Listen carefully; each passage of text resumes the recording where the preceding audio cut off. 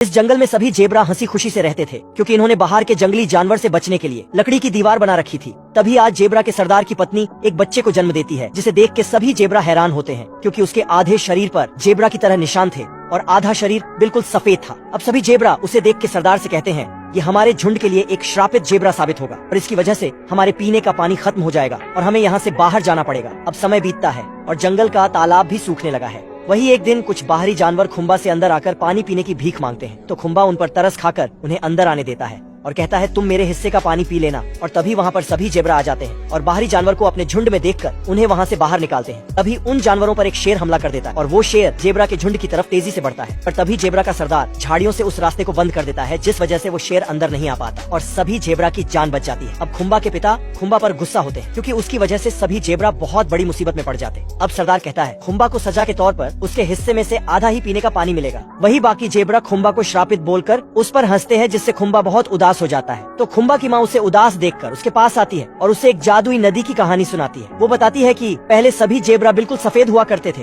और जेबरा के शरीर पर कोई धारियां नहीं होती थी, पर एक दिन एक जेबरा को जादुई नदी मिली और जब वो उस नदी को पार करके निकला तो उसके शरीर पर काली धारियां आ गई, जिससे वो बहुत खूबसूरत लगने लगा और सभी जेबरा उसके जैसा बनने के लिए उस नदी को पार करके निकल गए, जिसके बाद सभी जेबरा के काली धारियां आ गई। ये सुनकर खुम्बा बोलता है अगर मुझे धारियां मिल जाएं तो बारिश हो जाएंगी और कोई भी मुझे श्रापित नहीं बोलेगा। पर खुम्बा अपनी माँ की पूरी बात सुने बिना ही वहाँ से चला जाता है। वहीं एक टिड्डा खुम्बा को उसी जादुई नदी का नक्शा बनाकर दिखाता है, जिसे देखकर खुम्बा उस तालाब को ढूंढने का फैसला करता है। पर जब वो एक आखिरी बार अपनी माँ से मिलने जाता है तो वो इस दुनिया को अलविदा कर चुकी थी और सभी जेबरा इसका दोष भी खुम्बा को दे रहे थे और कहते हैं तुम एक श्रापित जेबरा हो, इसीलिए तुम्हें हमारे कबीले से चले जाना चाहिए। अब खुम्बा अपने कबीले को छोड़कर जादुई नदी की तलाश में निकल जाता है, जहाँ पर उसे एक लोमड़ी मिलती है जो कि उसका